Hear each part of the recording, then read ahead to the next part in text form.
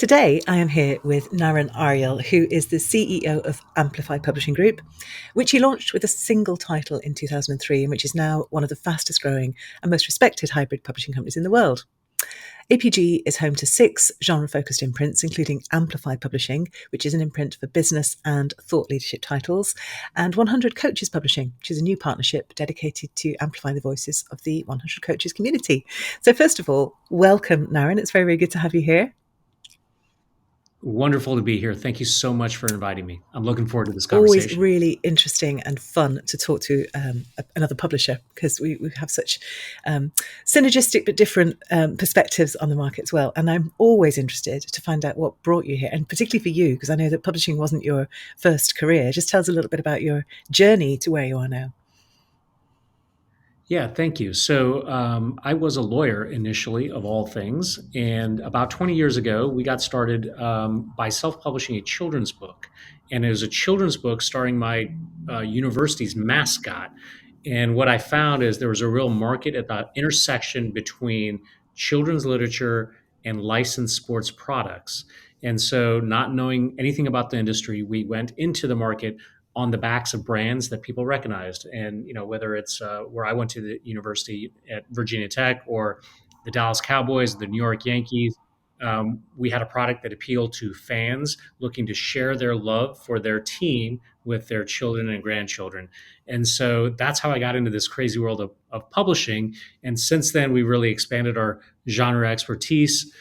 Today, we spend most of our time in the thought leadership space under our Amplify imprint, working with business folks and consultants and thought leaders across various industries. And actually, you might be listening thinking, wow, that's quite the jump. It's completely unrelated. In principle, actually, there's something really profound there, which is that you realize that a book is a brilliant part of an existing ecosystem. It locks into something that's known and understood and gives it a new dimension. And in fact, that's really what you're doing for authors when you're talking about thought leadership as well, isn't it? It really is. And so when we started in the children's market, there was an affinity toward a teen, call it. Now what we're doing is we're tapping into an affinity for a subject matter, be it leadership or marketing or executive coaching. So it's really understanding who a given book is for, really understanding a target market, and not worrying about the rest of the world. Just the people following that mascot. That's right. But it is an interesting journey from, certainly in terms of producing children's books, it's a very, very different story than producing nonfiction. So just talk us a little bit through about the kind of key milestones on that trajectory. Sure. So I would say the first 7 or 8 years, we initially produced our own books. And then after a certain time, people started contacting us, asking for help in production and distribution in the children's market. And so as it turned out, and I didn't know this at the time, we were one of the pioneers in the hybrid space, in that we would help authors create books that were professionally produced and marketed and distributed just as one of the big houses might. And then as we sort of defined that market and owned that market, as a business person, I started thinking about, what next? And what next for me was the type of books that I enjoy, and that's the business and thought leadership space. And so that's how we got from that start, where it was just me in the basement, to where we are today, where we're a 30-person shop, 30 full-time employees, and working on 200 or 300 titles a year. It's a classic kind of Ansoff Matrix thing, isn't it? We've got these products. Where's the new markets for that? I think we've got this market. What's the new books for that? Yeah, absolutely brilliant. So, what's your vision now for Amplify Publishing Group? Great question. So what we've noticed is the hybrid space continues to grow. Non-traditional opportunities continue to grow stateside, and we want to continue to be a leader in that space. We are working with more and more authors who were and have been traditionally published, and for whatever reason, They want to try something else. They want to own their intellectual Yeah. property. They want to get creative in distribution. They don't need the houses to reach their readers. We're seeing a lot more work with authors that have been previously traditionally published. So I imagine a lot more of that. And I really want to dig into that use of the word non-traditional, actually, because when we talk about non-traditional publishing, we often mean non-traditional sales, don't we? Sort of selling through channels that aren't traditional bookshops. So as well as the non-traditional model of publishing, you've also got that non-traditional distribution. Tell me a little bit more about what you see happening there. Sure. So, I say this often, but you have to sell 2.5 books on Amazon to make the same amount as you'd make selling one direct to Right. consumer. So that's a Because of the retail plus. discount. Yeah, and another plus is selling directly affords an author an opportunity to get buyer Yeah. information, which is That's gold. worth its weight in Yeah. gold. It's gold, and so a lot of authors are coming around to that realization. Whereas before, people would just be focused on getting on an, for example, an Amazon bestseller list, or trying to get the book in a bookshop, not really fully understanding what you're losing by going straight to retail and only retail in terms of returnability, in terms of no data from your readers. I'm not saying that that is the right answer across the board, but there are plenty of authors that will say, you know what, I've already been a New York Times or a Wall Street Journal bestseller. What's really important now is to get buyer data, because I've got a whole host of things to sell my readers beyond just the book. Yeah. And actually, the hybrid model is the best, I think, at providing both of those, because there are advantages going through the book supply chain. There's a credibility thing, but also it can go beyond the people that you already know, which is really important as the discoverability piece. And actually what you're selling isn't the book. It's your services, it's your expertise, it's your business, and having the It's buyer. It's yourself. It's yourself, yourself. right? And none of the revenue that you make from the sales of the books is going to come close to the return on investment that you can get if you get that right and build the business. And as you say, having the customer data, actually knowing who's buying and who's reading your book, massively more helpful from that perspective. Yeah, that's right. And the big houses and Amazon, they're focused on one thing, and that's That's selling as many books as that's their possible, only revenue which stream. which is a wonderful endeavor, right? And of course, all of our authors want to sell as many Mm, books as possible. But there are other opportunities that, frankly, the big houses just don't care about because it doesn't impact their bottom mm. line. These are opportunities that Amazon just doesn't care about because it doesn't impact their bottom line. But authors are more and more aware of these opportunities and are looking for ways to try to exploit and monetize their expertise. Yeah. So going back to that idea of non-traditional distribution, what are you finding? What routes to market, what ways of selling are emerging as really meaningful that you can see? Yeah. So direct to consumer, getting somebody onto your author website, there's a ROI right there, whether they leave, buying a book or not. They can learn about your keynote speaking. They can learn about your consulting, and so getting somebody on your website, and if they happen to buy a book there, fantastic, right? And so what we do is we integrate to a lot of author websites, so the authors don't have to worry about picking, packing, and shipping. We make it easy for them, and so I think that's a big thing. And then we also work with a lot of keynote speakers, where of course selling in bulk to event Mm. organizers or back of the room sales. Those are the types of things that really seem to be things that people are really are most interested in these Yeah. days. And that actually is a beautiful synergy, isn't it? Because the book you can take away with you at the end, and it taps into that experience. It's almost like going right back to the mascot, isn't it? This is the excitement of the It is. game and seeing the mascot in front of you, and then you sort of take something away that you can keep forever. And I think there's that same beautiful synergy between hearing somebody speak in a room and then getting them to sign your book and taking it home, and it sits on your bookshelf, and every time you see it, you're reminded of that experience and what you heard in the room. That's right. And, I always say there's plenty of room for all different ways to market. And I'm, of course, a big fan of traditional publishing. I am a huge fan of self publishing. And, the beauty of where we are right now is there are There options are across the board. options. Yeah. And that's right. I think that's really important point to make, is that it's not that one is better than the other necessarily. It's that they all offer different things. You just need to think about what it is you want to achieve beyond the book and see how those different solutions can fit in there. Yeah. What other Right. trends do you see happening, particularly in, I guess, in the content that people are writing? What sorts of books are becoming more interesting to you? Yeah. So, I would say 3 or 4 years ago, there was a whole slew of DEI books, which is fantastic. We worked on a ton of them. And so, as current events dictate, we'll see, now we're seeing fewer DEI books, but we're seeing a lot more leadership titles, it seems, these days. We're doing a lot of books on AI Mm. because the technology is in the news. And so, the interesting thing about what we're doing is what's going on in the world has a direct correlation on the types of books that our authors want to produce, and that's exciting. It is exciting. It's also not unproblematic because AI is a good example, isn't it? Books have a Yeah, longest yeah. shelf life. What's your strategy for, because there are ways, I think, of writing books that future proof them, that focus on principles rather than the current latest state of the technology. But how do you square that circle when you've got somebody who's really, really keen to write a state of the art book on a fast changing topic? Yeah, and again, it goes back to what we talked about before. It is really getting buy-in to the author and their views as opposed to what's specifically in the book, because what's specifically in the book, particularly in an area like AI, might be dated in two Mm, or 3 months. But if that reader knows the source, this author is a source of information moving forward, that's the difference right there. And so this author can be trusted to go back in 3 months and 6 months to provide more information on this topic that continues to evolve. And again, getting that person back to the website or getting yeah.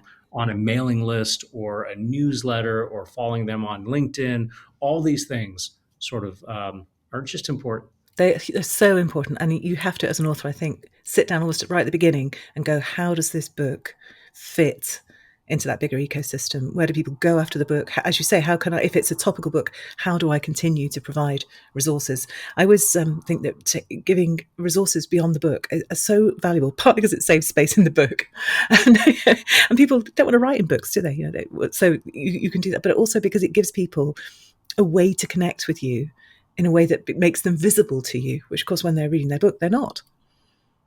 Yeah, and what I also, and you're so spot on. What I tell people is, you have to create a connection well before you're going to ask them to buy a book. Mm, They've got to be invested in you as a thought leader well before the book is going to come out, and so the sooner you can make that connection, the easier it's going to be when you have to make that ultimate ask of asking the reader to buy that book. which seems crazy in a way, doesn't it? Because books are so cheap. It's a couple of coffees at Starbucks. I always find That's it amazing that people don't value books more. I don't know. Do you have any thoughts on why that is? well, there are a lot of books being published, and It's hard to argue with that. so that's, I think that's one thing. And then again, people tend to purchase books from people that they know, Yeah, that they've called upon to get information in the past, that they follow. And so breaking in is the hard part. And right. once you've broken in, I don't want to say it's easy because nothing's easy in this industry, but it just becomes easier, and you're a trusted source, and it's more likely to go back to you could go back to the well for book number two and book number three with that same reader if you've delivered value in book number one. Right. And I think actually, maybe we're looking at the wrong way around. Maybe what people are looking at is the amount of time that they see they're going to have to invest in this book. So when they're paying for the content, they're weighing against that the cost of their time and attention, and just trying to work out if that's actually going to be a good use of their most precious resource. That's so true, and that's a great point. I hadn't thought about that, and that sort of relates to the conversation that I frequently have is how long to make a book, right? And so Yeah, on one hand, you don't want to make it so big that it becomes onerous to just even think about reading it. But on the other hand, sometimes we'll get a 20,000 word manuscript, and I'll say, look, we gotta make this something other than a brochure, a right. pamphlet. And so there's a real fine line there. Good point. At the very crudest level, it's got to have a spine, hasn't it? It's got to actually be visible on a shelf, and under 100 pages, that's not going to happen. Yeah, it's a It's not pamphlet. going to Yeah, happen. yeah, terrific. What about writing for yourself, Naren? How do you lean into that, or do you leave it to the authors, or what do you love most about it? What do you find most frustrating about it? Yeah, well, unfortunately, I just don't have the time because I'm busy reading manuscripts a lot. But there is a project in the works. Of course, well, I've written one book about book marketing, of course, and so I've got in my future a book about the publishing industry that is sort of taking shape right in here. You will be the first to know when Excellent. it turns into something substantive. Yeah, it's funny, isn't it, that we know that when we're writing, we're almost better versions of ourselves because we're thinking more deeply about the world, and we are more creative, and we're engaging with people more purposefully. And it's amazing how still, even I'm exactly the same. I finished a book which published just about 10 months ago now. That's terrible. I kind of know I need to start another one because I want to be in that space. But hey, who's got the time? That's Well, all. you have to make it right, You're never going to find the time. You have to make it right. and my first book was 7 or 8 years ago, so I am due. You are well due for the next book. But it's not like you haven't been putting out books by proxy in the meantime. That's right. That's right. There is a great creativity in that as well, and a great thought piece in that. I am going to ask you though. I guess I'm going to ask you twice. I'd love your perspective as a writer on the question I'm about to ask you, but I'd also love your perspective as a publisher. Sure. What's your one best tip for somebody who's listening and who is in the process of writing their first business book? Oh boy. So it goes back to target market for me. I often hear I've got a book that everyone's going to love, and we all know what that means. Everyone. It's for everyone. It's for It's not though, everyone. is it? Yeah. It's for, that book that's for everyone is for no one, Mm. right? And so as a publisher, I would say that's critical. As a I'll give you one more. As a publisher, I would say that it's critically important that the content be exceptional. You work with editors because at the end of the day, you're selling your ideas, and those ideas come in the form of words, and so the content must be exceptional. And then, gosh, I can't stop. Keep going. It's great. Have an eye toward marketing while you're writing the book. Because if you wait till the very end and the book shows up and then you start thinking about marketing, sorry, it's too late. It's too late. So, well, let's dig into that a bit. What does it look like to have an eye to marketing while you're writing the book? Yeah, it is really understanding. Again, I say this so many times: is understanding the target market and understanding how to reach the target market. Once you have a clear understanding of who's going to care, understand those people that are going to care, where they're going to potentially run into your book, and then be there. Yeah. And I don't And mean physically. I mean, what they read or, where they consume their content. And maybe physically show up. it's about relationships as much as ideas, isn't it? It really is. Yeah. And if I'm going to push you as well as a writer, what have you learned about writing that you'd share Yeah. with someone who's Yeah. because the thing is about you're not writing a business book, you're not a writer typically, you're a business person. So it's a craft, isn't it? Yeah, it really is. And a lot of the folks we work with, they have really strong ideas, but they don't have the time. And so we have this discussion about when to bring a writing coach in or when to bring a ghostwriter in. And so you have to be really honest with yourself in terms of, sure, you want to do this, but do you have the time? Is it a high enough priority? And what does it look like if we bring in assets, editorial assets, to help you get to the finish line successfully? Yeah. So needing help is not a bad thing. It's nothing to be ashamed No, of. It's just a no. realistic, it's a business decision, isn't it? You've just got to look at your resources and your assets. And that's a really, really good, helpful form of words to think about it, I think. Brilliant. You publish several hundred books a year. I'm slightly nervous about asking you the next question. What's your book recommendation for us, Naren? Oh my gosh. Which is your favourite? Well, I can't say that I've got a favorite. Of course you can't, because your authors would tell you limb from limb. And it doesn't have to be an Amplify Publishing Group one, of course. It could just be kind Well, of a you know what? classic. I'm gonna give you a recent one that we did with a gentleman named Marshall Goldsmith. Oh, we Uh, happen to have heard of him, yes. yes, yes, and it's called Becoming Coachable. And you talk about somebody that's developed a relationship with his readers over many many Yes. years, and he's a trusted figure, and he's writing about what he knows. Yeah. And so because of that, this book has come out and it's been wildly successful. And I'm really proud of our work. It's been wonderful working with a legend like Marshall Goldsmith. Mm. So becoming coachable. There you go. Brilliant. And actually, it's a great nod as well to the deeper partnership, that the 100 Coaches community. Maybe you just want to say a little bit Sure. about that? Sure. So Marshall Goldsmith has published, many books, and he started this organization called 100 Coaches, where his idea was he was going to give back and tell everything that he knows about the world of coaching. And so, what started with the initial cohort of I think 10 or 15 coaches is now a cohort of 450 of the world's best executive coaches. They produce, something like 50 or 60 books a year. And as part of helping the community, we helped 100 Coaches establish this imprint called 100 Coaches Publishing, that we handle the editorial, the book production, the distribution, and we go to market under that name. And again, Yeah. it goes back to the very first question you asked me. There's name recognition in Yeah. this 100 Coaches imprint, which of course helps in the marketing and the sales, and just the brand equity that Marshall Goldsmith's organization has developed over years. So Yeah. that's what we're doing with them, and we also do it with other organizations, media organizations like Real Clear Politics, Sports Business Journal, and a few others.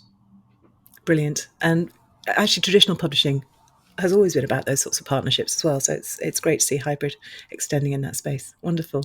Could talk to you all day, Naren. It's absolutely brilliant, but I can't. So if people want to find out more about you, more about Amplify, where should they go? Sure, thank you. So amplifypublishing.com is our website. And if you want to drop me a note, it's Naren, Naren, at amplifypublishinggroup.com. Amazing. I will put those links. Well, I won't put your email address, perhaps. You've got that, people. But I will put the link to Amplify up on the show notes at extraordinarybusinessbooks.com, along with the transcript of this conversation. So thank you so much for your time today. It's been fascinating. Wonderful. Thank you.